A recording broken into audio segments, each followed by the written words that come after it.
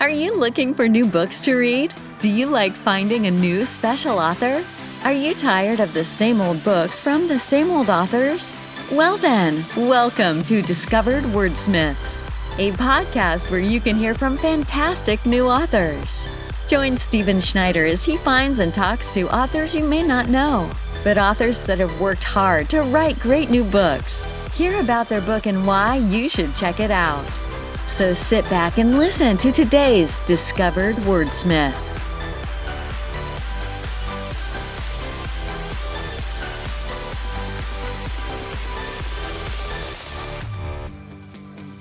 Welcome to another episode of Discovered Wordsmiths, and we are getting really close to episode 50.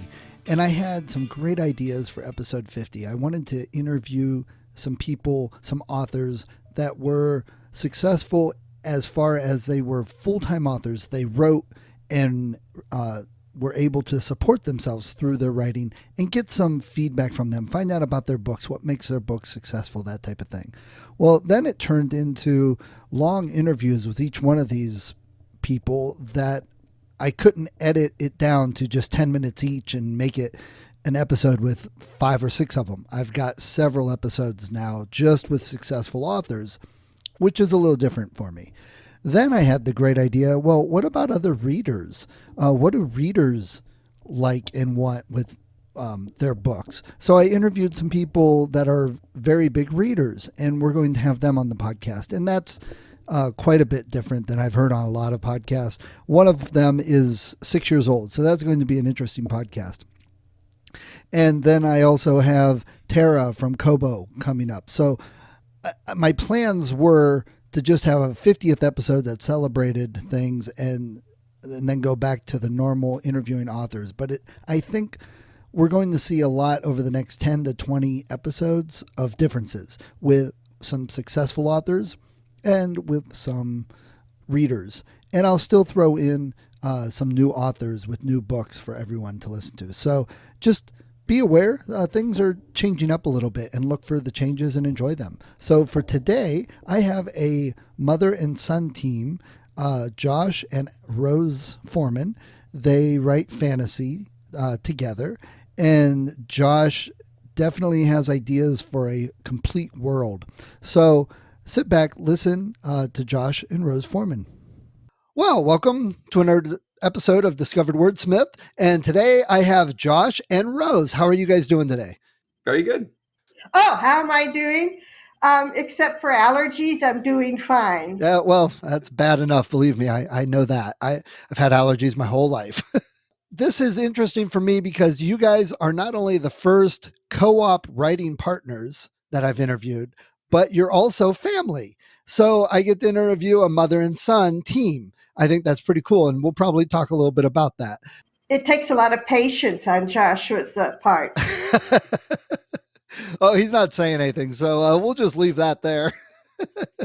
All right, so Josh and Rose, tell me a little bit about each one of you, a little bit about what you like to do when you're not writing. How about you go first, Mom? I garden. Well, A lot. COVID time. Yeah. I stay home. I'm on the computer a lot. Got it. And she has always transformed any landscape that we lived in into a giant garden with the most variety of plants that the biome can possibly support. I think that's a way to describe her gardening. Well, Rose, Well, it is true. I don't go to public gardens much anymore because mine looks as good as theirs. Rose, you would probably get along with my father. Growing up, he turned most of our yard, and we've got a couple acres, but he turned most of it into garden. So there was gardens everywhere. So you'd probably get along with him very well. So what about you, Josh? Where do you live? What do you like to do? Well, we both live in the Pacific Northwest. I'm near Seattle, and she's in Vancouver, just north of Portland. And so we have a lot of dark, rainy winters. I'm mostly a homebody. I do a lot of video games and TV and movies. When I'm usually I'm multitasking. I'm watching those in the background while I'm developing on our Tales from Talifar series, or recording our YouTube videos, or updating one of the 12 different social media platforms we're on. So I keep very, very busy. My day job is I work on video games. Currently working on a game called Blanco's Block Party, which is a big sort of party game where everyone gets together with what appear to be collectible vinyl figures and run around and play games together. Oh, nice. And do you have a company you work for, or you just do this on your own? Yeah, that's sort of my day job that pays the bills. I've been doing video games for 26 years now, mostly focused on art and level design. My Nice. current role is that I'm designing the level building tools and props that players get to build their own levels with. So I'm kind of propagating what I've learned over the years and putting that out for players to be able to use. So it's a really fun kind of high point of my career. Nice. So besides the one you're working on now, because I know a lot of my friends and my family do a lot of video games. What other games have you worked on? Games people may have heard of are Guild Wars. I've worked on all of the Guild Wars games. I was at ArenaNet for 15 and a half years. Recently, I worked on Ori and the Will of the Wisps, which is a pretty kind of I know that side-scrolling one. game. And before that, I've worked on the Descent series, Descent 3, where you fly a space Yeah. ship through tunnels and fight robots. I got to work a little bit on the Red Faction series near the beginning. Wow. And before that, it was mostly kids stuff. I worked at Humongous, which is famous for Putt Okay. Putt the Car and Freddy Fox. Yeah. Not Freddy Fox, Spy Fox. It's been a while. So, Nice. Wow. Well, I tell you, if you'd come over here, you'd be a major celebrity because everybody in our house plays games, and several of them you've mentioned that I've seen on our TVs. So that's cool. I feel like I'm talking to royalty. Thank you. Okay. So besides all the great video game stuff and the gardening, you guys wrote a book together. And we're going to talk a little bit about working with family and working cooperatively in a little bit. But before that, tell me about the book, the series, and what they're about. Give everybody who's listening some idea of what they would be reading. Well, the initial trilogy introduces you to the world and to the protagonist, who is named Beaumark. He is in all the rest of the standalone novels. Or close to. Some of the references might be vague. Maybe they just pass him in the street, or maybe they went on a ride with him, or whatever. So there's lots and lots of stories. This is a place that can have infinite stories, but we do try to link them all back to Beaumark presently. Yeah, I would. Just a bigger picture here is that we weren't trying to develop a set of stories about a character. From the very beginning, I'm trying to launch a franchise like a Star Wars or a Lord of the Rings. And so it's one of the things that I think is a mistake in a franchise is when it focuses on one character or one family. I think that leads to kind of ingrown, stale conclusions. So the whole idea is to create a fantastic playground that all sorts of stories. Personally, I grew up with Star Wars and I love it dearly, and I'm most excited by the Star Wars stories that have nothing to do with the Skywalkers or Jedis, or I just want to be in that world, experiencing the robots and the ships and the planets and the aliens. And so I that's what I'm trying to create is that playground that other authors and artists can get in and play with me. And so Nice. my mom just happened to be an amazing author in her own right, and volunteered to kind of be the guinea pig to help me through the process of collaborating and building our sandcastles in this sandbox that I've been working on. And now she's contributed so much to it as well. She's part of the world building in her own right. Nice. Yeah, I have finished book 11 and a number of short stories in this universe. He's really slow behind me because he does the drawing. Yeah, I do a Uh, lot of visual development, so it takes much longer than a typical novel to get out. my memory, which Josh contends is a false memory, and it could be because I remember it being held in a place that we weren't living in at the time. So he told, he was talking to me about how he wanted to make this huge empire. And he'd been talking about it for years. His brother's a programmer, and he wanted to work with him. And so one day, as he was talking about it, I said, you know what? Why don't I go provide some of your first content? Let me write the first book.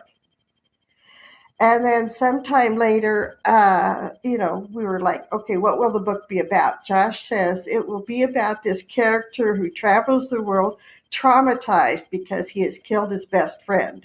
Okay. And how did he do that? And well, there was this contest and he had to kill him in this contest. And I'm like, well, why? And Josh says, well, you're the writer. Nice. And so I came up with a why, and he accepted it, and we went on from there. So the book behind you, Josh, is that the book that this is about? That Yeah, so this is the first. This is the one that we have published so far. the Scarred King. The Scarred King, Book 1, Exile. And the idea is that the first trilogy that we've written is in production. The second one is actually coming out in about a month. It should be out April 20th. Don't know when this podcast is launching, but It'll probably it may or Happy may not. Yep. birthday. Oh, happy birthday. It'll probably be around that time. Just Excellent, about. excellent. Yeah, so that is the whole initial trilogy that I hope to kick off the franchise with. It was important to me that it be kind of a globe-trotting adventure. I didn't want to just focus on one little culture in one corner of the universe. I wanted to get in video games, we call this a vertical slice, where it's sort of a flavor of everything. So you get a sense of the gestalt of the world. And so, yeah, that was really, more so than he killed his friend and he's traumatized. What the big challenge that I gave to the author / my mom was I need him traveling across the world collecting, and I just can't, 10 things. He needs to get 10 things for some reason and bring them back home. And so at first I was thinking, wait, is he a thief? Is he, I wasn't sure how to put this conceptually. And she really, I'd say we bounced ideas back and forth until we came up with an interesting culture that he comes from that had these certain demands that required that he do this big quest. The rest of the books, and again, going back to franchise management, I want there to be room for every kind of subgenre within the kind of sci-fantasy setting that this is in. I would like there to be capers and romances and political intrigues and day in the life. I want to make sure that as we're releasing, so far we have 11 in the backlog. It's going to be a good variety of these kinds of stories. So this first one, The Scarred King, what genre would you classify that as? I would call it Science, fantasy, adventure.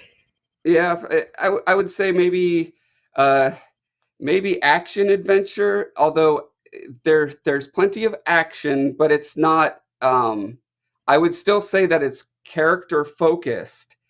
So my mom came up with this character as a sort of a sidekick, you could call him, but not in the traditional sense of a Disney sidekick or a Star Wars sidekick, because he sees Beaumark as his sidekick, and they have competing interests and goals, but with the same mechanism for achieving them. So there's a very interesting tension, and they have very different personalities and cultures that they come from. One of the brilliant gifts that my mom has is the ability to write from an alien perspective and to really embody how alien physiology and culture would impact a personality and their just how they act and work in the world. So she's setting a precedent that I think it's going to be challenging for other authors to live up to in Talifar, but I want it to be one of the core pillars of Talifar storytelling. Is how do diverse alien psychologies and voices get along together, which actually goes back to one of our fundamental goals for creating Tales from Talifar, which is to make our world more loving with stories. And I think going through the process of seeing how these different conflicting voices can possibly work together is kind of one step towards that goal. Nice. So I can't even remember how you started that question, and I don't know how I got to the conclusion, but there you go. No, that was... I would like to note that the word epistemology is never used in any of the books. So don't be scared because Josh said the word. No, I don't think I do love epistemology and all philosophy, but yeah, we keep our the surface story exciting and engaging. When we started out, I was trying to sell people on the idea of our stories by saying they're scientifically plausible fantasy. And boy, that did not fly. People were not excited by that concept.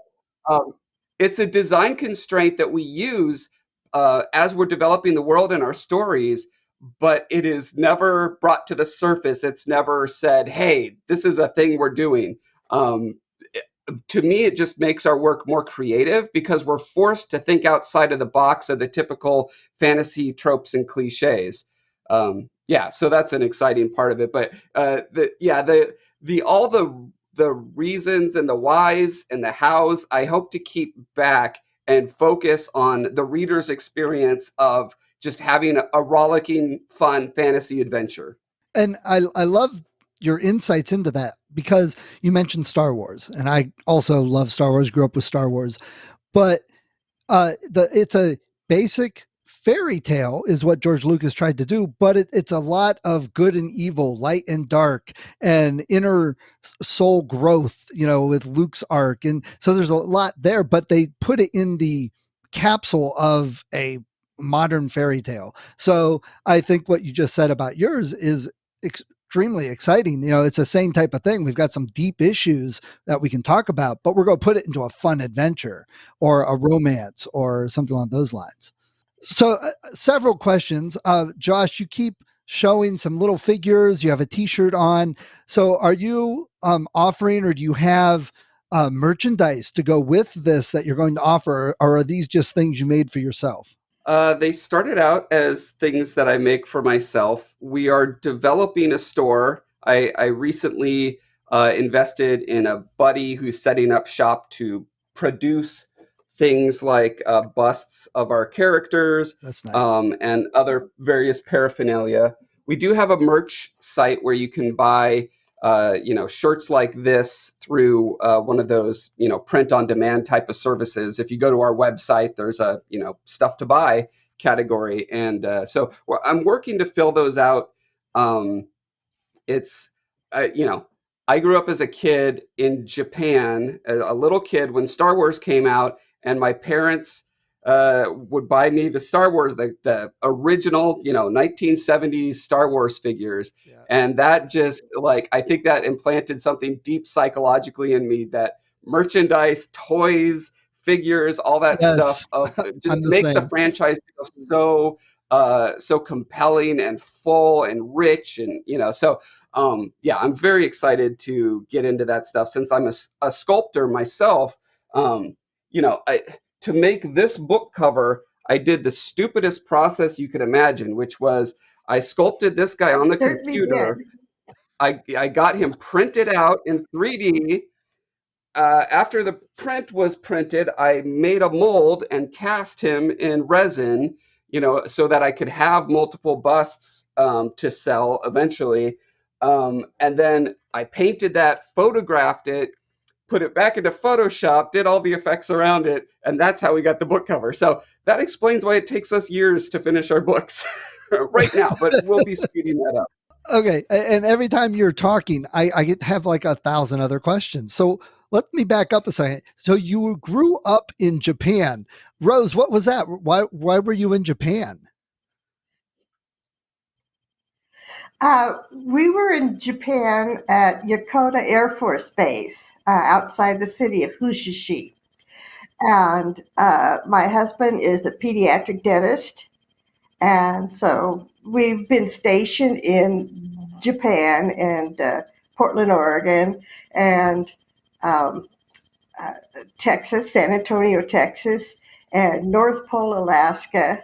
Then we retired from the Air Force, moved to Battleground, which is named for where a battle did not take place. And now we're in Vancouver, Washington. And we were here first before the one in Canada. So, Got it. So yeah. Your husband was in the Air Force. Is that why you started writing? Something to do as you're moving around? Oh, no. I've been trying to write since the third grade. Okay. Well, it sounds like you're doing a good job of it. You said you've written some other books yourself under your name. I have, but I don't think there's much crossover in audience.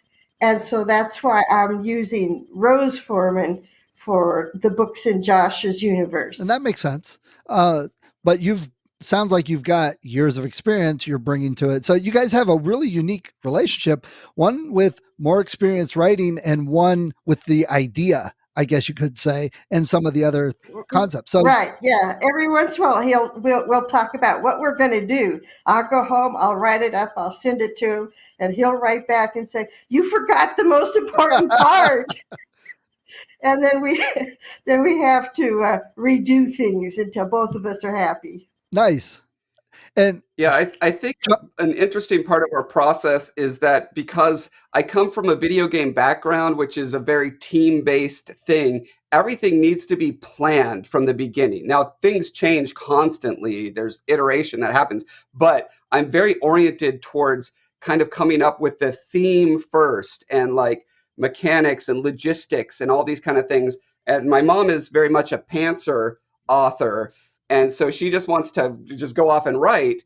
And often, yeah, I'll say, the whole point of writing this particular book was to hit on this theme. Or, sometimes it will be a scenario that I think will make just the most epic, eventually this will be a TV series or a movie. And I'm imagining in my mind the poster or what this scene is going to be like. But she went off on some other direction, and that will never happen because it's, so we work together to sort that kind of stuff out. Well, and it's fun collaborating in that he does allow me to inject things that he had not thought of, like the character Scola. I'm actually very proud of that character. I've not met a character like him in any, I've been reading science fiction for 55 years, and I haven't met a character like him yet. And that's why he became the mascot for Telefar. He's iconic in the sense that he hits certain tropes that would be familiar to people, but he's such a twist on them that I think it really speaks to the unique voice of the writing. And he had to be our kind of logo character. Yeah, and I love that. When I saw your shirt, he looked like kind of like an evil Stitch. Yeah, so there's a very interesting thing in visual development where there are proportional archetypes for characters. And when I first started developing the character, my mom wrote him, made him up out of whole cloth, and I adored him. And so when I was doing the visual development on him, I kept running into this problem where I would show him to people and they'd say, "Oh, what a neat gremlin. Oh, what a neat Yoda. Oh, what a neat Stitch." Right. Well done. And what I did to finally get over it, because I would keep redesigning furiously, but I was still trying to hit this archetype, right?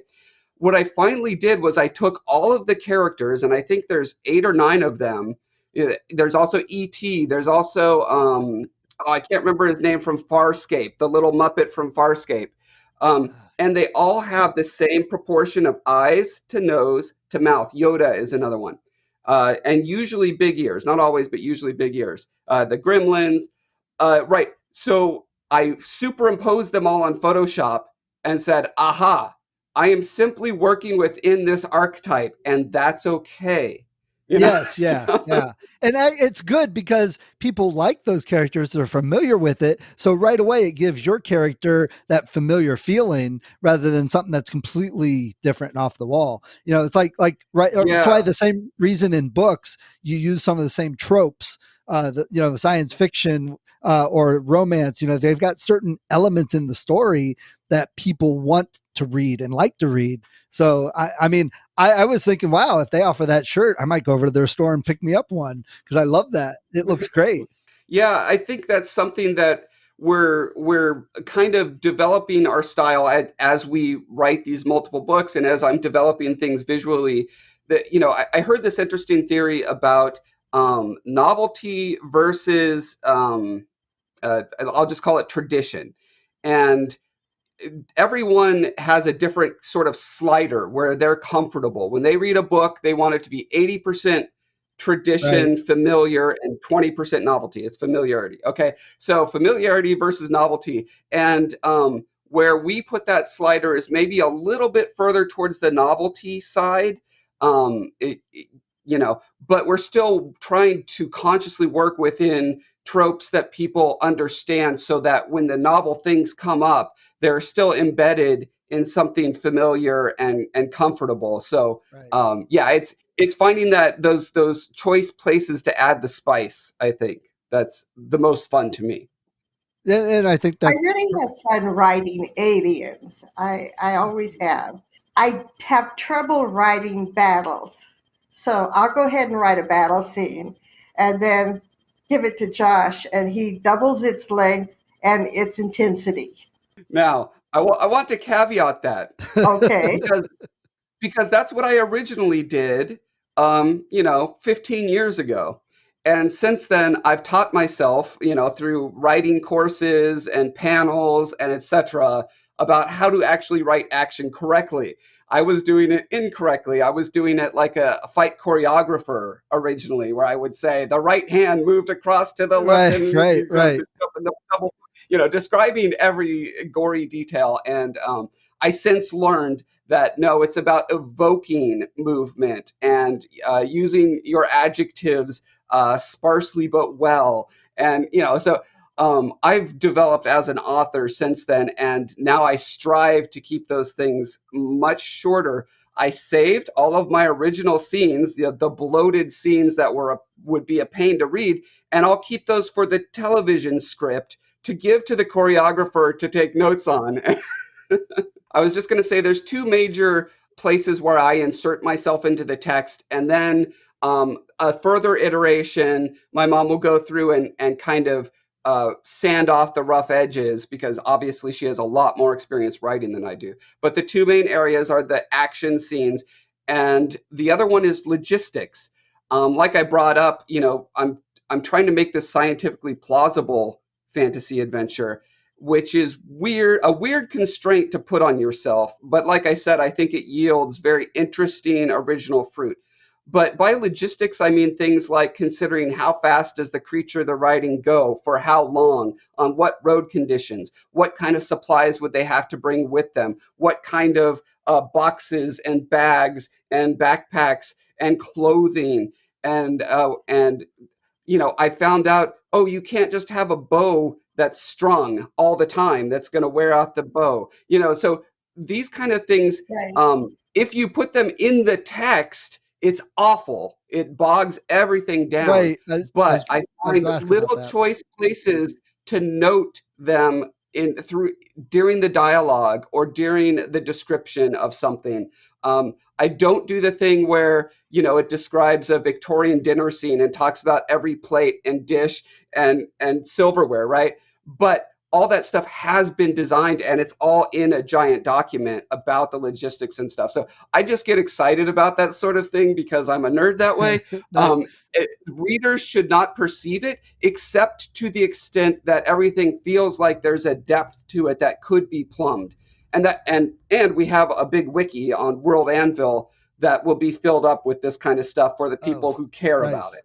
Nice. I'll have to get a link to that for sure. So, And I'm glad he does that because I can never remember which is right and which is left, which is east and which is west. North Right. and south I got, but east and west, I keep confusing the two. So, Rose, you take some of the stuff he has and get it more story based instead of just facts and figures and long lists of description and things like that. Do you use your experience to make everything he has into a better story and working back and forth like that? Yeah, we go back and forth. Every novel, besides being professionally edited, also has, Josh goes through it and makes his changes and additions. I go back over it and make it sound like me. He goes through it again and fixes what I got wrong the second time I went through. And, and we just go back and forth until we're done. Josh, you mentioned TV and movies and stuff. So what would you guys prefer? Would you rather make something like this into a TV series or into a set of movies? I have a love for virtually every medium, and so I don't see TV and movies as the goal, and I'll move away from novels. I simply want to see Talifar manifest in as many mediums as possible. So novels are the current low-hanging fruit. They're within my reach to create right now. I'm actually currently developing a graphic novel with a friend of mine who has worked on Marvel. He's worked on Star Wars comics, actually. And so we're kind of in the nascent stage of developing a graphic novel series for it. And that's kind of the next step, right? And from there we can develop, further things. I eventually will get there. I see a trend in the creation of visual media, like TV and movies. The price is coming down and down and down as more consumer level products to do film creation are just becoming more accessible and cheaper. So I do think that there's a couple things that are going to happen within the next decade or two. We're going to overcome the uncanny valley, and you're going to be able to make, a visual, if you have the skill, you'll be able to make visual storytelling like a Game of Thrones quality visuals on your computer with a small team. And once we hit both those milestones, I'm going to be hitting the ground running because I'll have all these stories that have been developed and are ready to be processed into that new medium. Yeah, I agree. You thinking of doing a video game of your stories? Yeah, it's funny. Video games are actually the thing I'm least excited about for Talifar, which is strange given that is my career. One of the reasons that I'm reticent on video games is because another wacky sort of thing that I'm trying to do with this franchise is I'm trying to do something that no other franchise has done, which is make all content canon. Whatever medium it's in, it's canon. So this introduces some interesting challenges because the common wisdom is that you cannot make a movie adaptation of a novel be one-to-one exact match, right? So if that's the case, then I can't make a movie out of this particular series. Or it's going to have to come from a slightly different perspective. Or a comic will fill in some interstitial gaps, or so all of these things raise a lot of really interesting design space problems to solve, and I'm excited to dive in and try to do that. Because all the current franchises that we have right now started as one medium, whether it was the movie with Star Wars, the novel with Lord of the Rings, the comic books with the Marvel series, right? They started in that medium and then they grew into other mediums, and no one was really cared about keeping a consistent canon across all of them. Right. Disney is starting to hint that they would like to do that with Star Wars, and they made some kind of half-hearted efforts at doing so. But really, I think a franchise needs to be built from the ground up with that goal central in mind for it to happen. And so I want to be the first franchise that does that. But all of that to say that cool. video I'm games, because they're interactive, that throws a monkey wrench in the whole being canon thing. So if you can imagine a game like Skyrim, but set on Talifar, and you're playing as Beaumark, and you go on your adventure, well, how that can't be canon because you're making decisions that weren't made in the novel, right? So to me, video games right now at this point, given what video games can be as a medium, and it's still a young medium, it still has a lot of growth to go. But right now, I could see Talifar flavored abstracted games, like a game of chess, but with Talifar figures, or a dice game that takes place in Talifar. But it's just, you're a guy on the street playing with other street urchins playing this dice game, right? So so it's not interrupting or breaking any other canon that would be taking place. Or like a trading card game. Exactly. So is this, I assume, traditionally independently published, not traditionally published? Yes. Right. I had an editor that got us an agent, and they were all excited about it. And Josh turned them down. I was ready to strangle him, but I see his point. He wants to own all the rights and make the decisions. And it's not, yeah, that's really what it's about for me. That's what is key to me, is to not be impeded by red tape or documents that I don't really understand. Because I have such a specific vision for what I want Tales from Talifar as a franchise, the impact I want it to have on the world. You look at the Chronicles of Narnia books, they had a very specific vision and goal and of their themes and what they were trying to communicate. And then you look at the movies, and it's what Hollywood does to things. It's they strip it of the depth and they provide only the surface elements. And I'm just not interested in that at all. The whole point of why I'm doing this is for that depth. And so to that end, I can't expect anyone else to make the movie or the TV show or whatever, sign those rights away and have them do that. It just won't work. So what type of feedback have you got? If anyone offers Josh $1 million to make a movie, I don't care. He has to sell it. There you go, Josh. You've been told. So what type of feedback have you been getting from readers of the book? They love it. Yeah, it's been very positive. If you look on our Amazon page, I think we're well over 4.5 stars still, almost 2 years out. So besides Amazon, is any other places we can get it on your own shop or other services? We decided to go narrow instead of wide, starting out, just because neither of us are particularly inclined to logistics of the whole publishing world. I can't wait till we can afford to hire someone to handle that part of it. So yeah, we're doing what we can, which is just Amazon. You can get the physical book, which we went through Ingram Sparks to provide that on a print on demand, and it's on Kindle Unlimited as well. What are getting off of your book for a second, what are some of your favorite books or stories that you've read that maybe helped inspire some of this? Okay. So like we talked about earlier, Star Wars is a huge one. I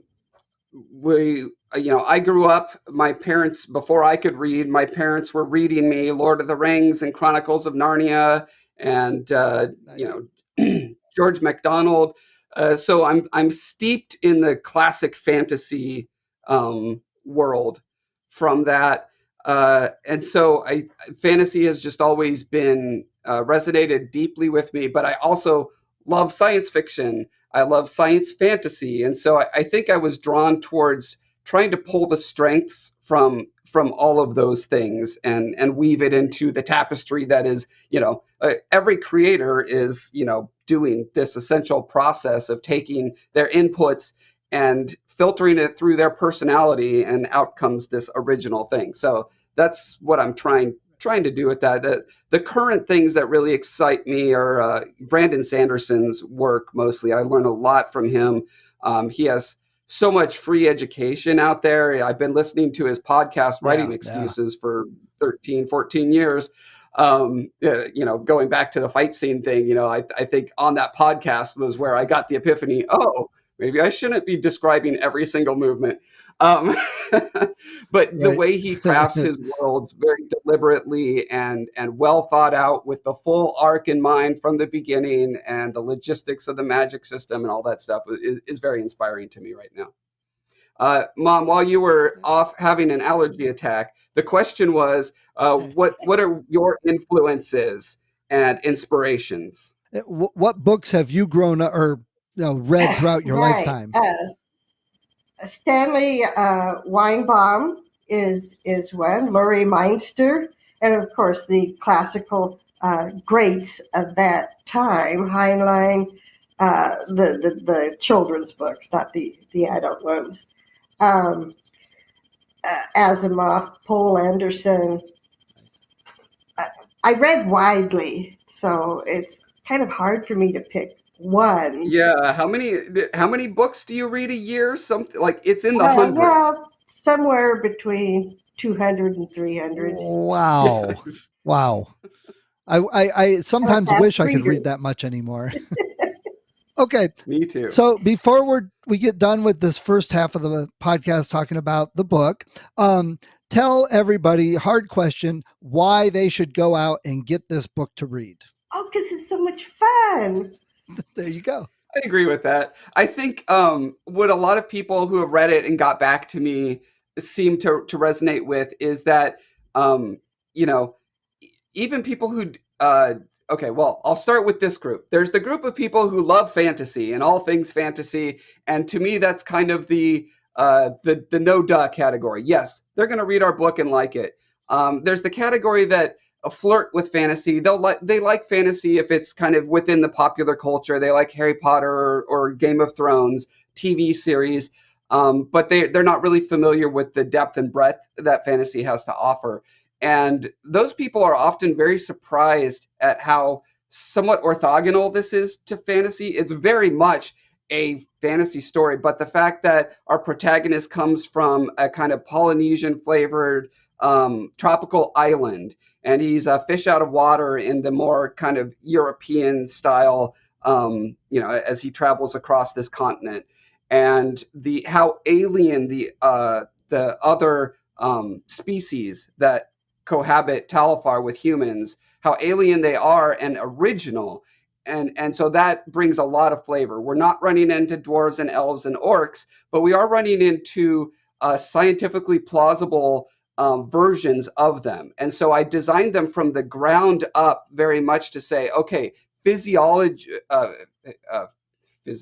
what is their physiology? How does this affect their psychology to be built this way? For instance, if you're digging underground, what is your body going to actually be shaped like? And how is that going? And how does a society that lives underground actually could operate? And I look at real world corollaries, and I see eusocial species like naked mole rats and termites.